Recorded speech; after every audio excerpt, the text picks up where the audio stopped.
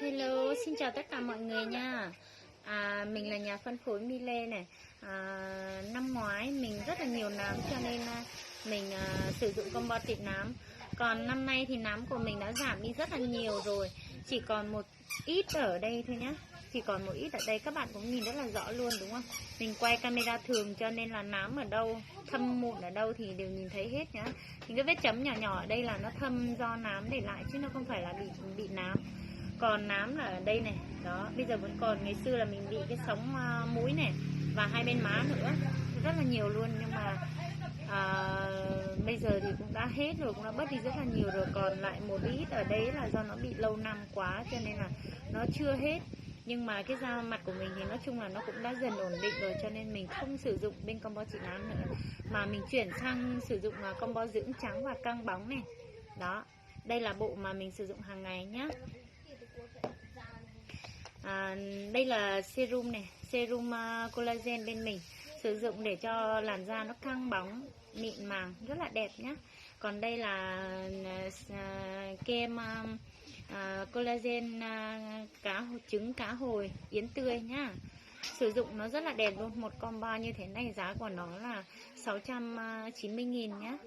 Rất là mắc nhưng mà nó cũng chưa mắc như một số hãng khác nhá. Một số hãng khác còn lên tận mấy triệu nhá.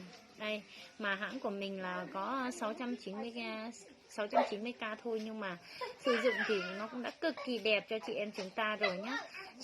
Những cái chị em mà kinh tế chúng ta trung bình thì cũng có thể trải nghiệm được nhá.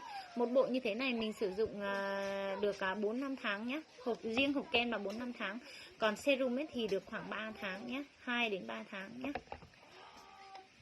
Đây, bây giờ mình sẽ test thử cho các bạn xem này. Hàng ngày là mình sử dụng mỗi một ngày là 2 lần nhá. Sáng 1 lần và tối 1 lần trước khi đi ngủ nhá.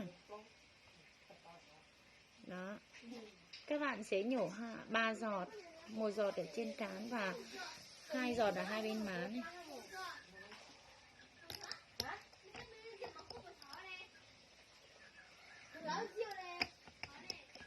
Mình lấy nhiều một chút rồi, các bạn có thể sử dụng ít hơn chút xíu nữa nhé, để tiết kiệm lại. Sử dụng ít thôi, 3 giọt nhỏ thôi nhé. Mình sử dụng hơi nhiều do mình nhìn vào camera chứ không phải là nhìn vào gương. Nếu mà nhìn vào gương thì mình sẽ căn nó đều hơn, chính xác hơn. Tất nhiên là mình sử dụng nhiều thì nó sẽ càng tốt cho cái da mặt của mình thôi, nhưng mà mình nên sử dụng tiết kiệm lại nhé. Đó.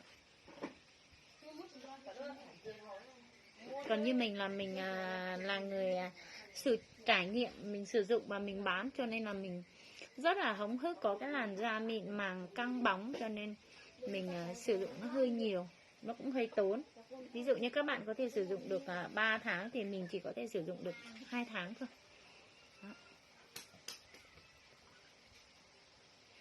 Đấy, sau khi bôi serum các bạn nhìn thấy cái làn da của nó có căng bóng không ạ? Đó, nó rất là căng bóng luôn, mịn màng luôn. Mình năm nay là đã 33 lên 34 tuổi rồi. Tuổi của mình đã là tuổi lão hóa rồi.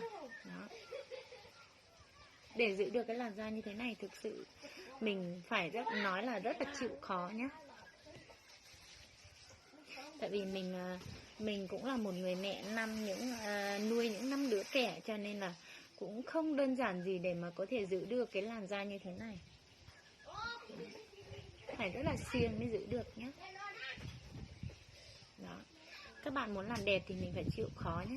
Mình phải chịu khó sắp xếp cái thời gian. Nói chung là nó không có mất nhiều thời gian, chỉ là chị em chúng ta vẫn còn biếng thôi, biếng dùng thôi. Đó. Khi sử dụng collagen, serum collagen xong thì các bạn sử dụng một lượng kem yến tươi collagen lên mặt. Đó, như vậy thôi là đủ nhé. Rồi các bạn bước tiếp theo là các bạn cũng thoa đều giống như serum lên mặt nhé. Thoa đều này.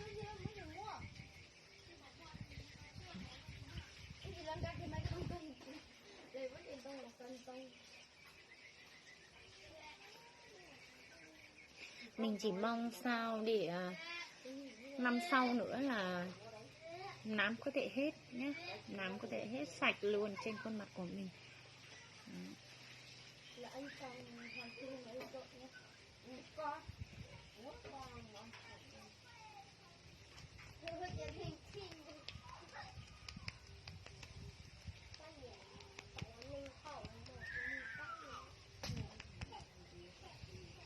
Đây ạ. Đó, cái làn da nó rất là mướt luôn, rất là đẹp. Một số chị em đồng nghiệp ấy, họ sờ vào cái làn da của mình mà họ bảo trời ơi sao mà cái làn da của bạn y như cái làn da của em bé vậy. Sờ rất là thích luôn.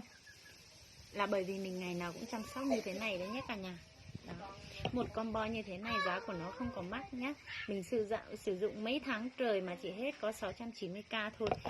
Đồng thời nếu như các bạn nhìn thấy cái video này của mình và các bạn đặt hàng trên cái video này của mình thì mình sẽ tặng luôn cho các bạn một thỏi son rất là đẹp, xịn sò nhá. Đó, rất là đẹp luôn. Đó, đây là màu đỏ nhung nhá, màu đỏ nhung. Đó, kết hợp với màu đỏ nhung nó rất là nổi, rất là đẹp luôn.